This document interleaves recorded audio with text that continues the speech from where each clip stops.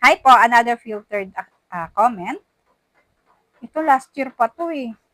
Sorry talaga. So, ito yung sabi niya. Madi-deliver po ba yung order ko kahit na-delete na account ko? Hindi pa to ship. Kapag may order ka, tapos dinilit mo yung account mo, yung order mo nandun pa rin. Kasi nga matagal bago permanently i-delete ng platform yung account mo. Andun pa rin yun. Pati mga information mo nandoon pa rin. Ngayon, kung magkakaroon man ng problema doon sa order mo, mag-i-email sa'yo si platform. I-delete mo yung account mo pagkatapos ngayon.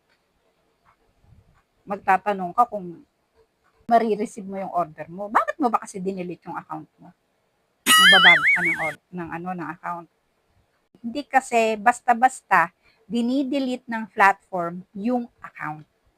Kahit sabihin pa nilang it took 90 days para sa deletion, no?